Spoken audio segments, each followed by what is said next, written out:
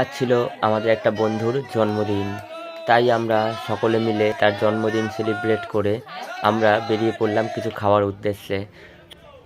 চলে গেলাম আমরা ভিআইপি ধাবা, যেটা কিনা কামালগাছিতে যেতে ঠিক ডান দিকেই পড়বে। যাওয়ার সঙ্গে সঙ্গে মাত্র ঠান্ডার মধ্যে বাইক থেকে নেমেই, এদের আর ঠান্ডা মান্ডা লাগে না, এরা একদম পুরো পোজ দিতেই ব্যস্ত। পোজ দিচ্ছে ওরা ওদের মতন দিক, আমি চলে গেলাম খাওয়ার টেবিলের দিকে।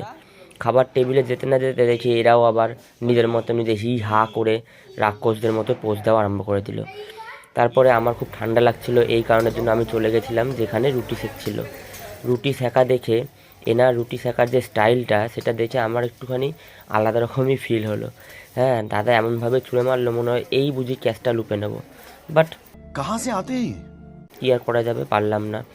তারপরে আমি একটুখানি এদিক ওদিক ঘুরে সব কিছু দেখতে শুরু করলাম। দেখতে শুরু করার পরে এরা চলে এসছে খাবার টেবিলে। আমিও আর বেশি ঘোরাঘুরি না করে আমিও বসে পড়লাম। তা দেখলাম সবাইকে দেখে দেখা যাচ্ছে, কিন্তু আমি কোথায়? সেই মতো অবস্থায় আমি কী করলাম, আমিও একটু পোস্ট পাস দিয়ে দিলাম। দেওয়ার সঙ্গে সঙ্গে মাত্র দেখছি কাকু আমাদের খাবার নিয়ে হাজির হয়ে গেল। প্রথমে আমাদের রুটি দিচ্ছিল, তারপরে দেখলাম যে না, আস্তে আস্তে বাটার পনির, পালক পনির, তারপরে হচ্ছে গিয়ে চানা মশলা সব কিছুই দিয়ে দিল। এই আবার আমাকে দেখাচ্ছে, ডেকে ডেকে বললো যে ভাই আয়, হ্যাঁ এসে আমার একটা ছবি নিয়ে যা, আই মিন ভিডিও নিয়ে যা। ভিডিও নিয়ে সঙ্গে সঙ্গে আসা মাত্রই এ আবার বলছে, বলে ভালো করে এই চিকেনটা দেখা, এই চিকেনটা দেখা। ওরা ওখানে বাটার চিকেন নিয়েছিল, নিয়ে এ আবার বলছে যে নাও তোমাকে একটু খাইয়ে দিচ্ছি। খাইয়ে দিচ্ছে, আমি বললাম না তুমি খাও। যেই না বললাম অমনি সঙ্গে সঙ্গে দেখি মুখে পুড়ে দিল। আর কি করা যাবে, আমাকে আর দিল না। তার কী বা করবো, লোকের বউ।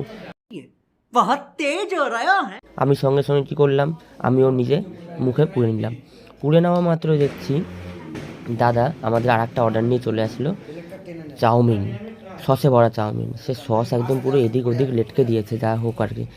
তারপরে এরা দেখছি যে এদের মতন মানে কি বলবো আর কি, মানে আমাদের কোনো পাত্তাই নেই, এরা এদের নিজের মতন খেয়েই যাচ্ছে, একে অপরের সাথে সার্ভ করছে, সার্ভ করে খাচ্ছে। আর এ তো একদম পুরো মহারাক্ষস। এ আবার কী করলো, খেতে খেতে এত খাওয়া হয়ে গেছে যে না পেরে আবার একটা কোল্ড ড্রিঙ্কসের অর্ডার দিল।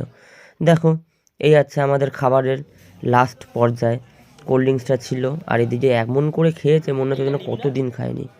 যাই হোক, সব কিছু শেষের পরে আমি টাটা দেখিয়ে দিলাম, তোমরাও টাটা দেখাও আর নাক ডেকে ঘুমিয়ে পড়ো। Good night.